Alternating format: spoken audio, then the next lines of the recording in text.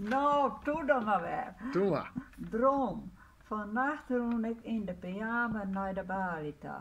3 dokters vliegen mij voorbij. Ik zie in één met Pietje en Rikst in het heer. En Pietje zakken door het spitgat. Wij lijnen elk aan een kant van het gat en houden een jerm kweet. Ik weer de 5e in de rij. Doet mijn broerke Tere Bennewaard. Zei mijn zuster Trintje, hoest net blij te wezen. Kist er maar op passen. Vannacht jaarde ik mijn oren broer, Arjen in Ontario, die naar Californië woer. Maar van een boer te jaarden kreeg ik, jongen, daar mast net heen gaan. Daar lezen de moesten deer voor de kost. Arjen zei, dat zou ik zo wel lezen. Maar iedere maak ik de reis van mijn leven. We reden in een grote slieder bij de kust langs. Aan de ene kant de bergen en aan de andere kant de zee, die blauwer als blauw weer. Het water van de bergmeren gaat door betonkanalen en de boeren kregen om de beurt toestemming om het land te bevroeien. Moesten ze de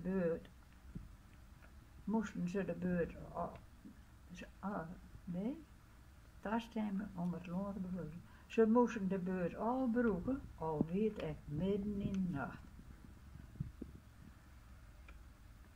Litten je meer ongenade? Vreeg een fietser. Doet wij bezochten Vicky uw hondje te redden uit een sleer. Dat zit er net bij. Doet wij bezochten Vicky te redden uw stekkel uit de sleer die dogen hier.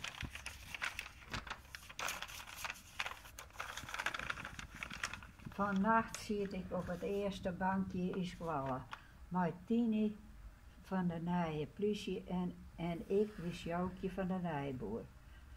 Uw Squallen wie in de oorlog ziekenhuis voor de Duitsers. Ze hellen molken bij uw huid en men. Ien hier het liet jonkje van master de vlas op een schoot. Ik werd wekker en lag alleenig en weer in dongere heen.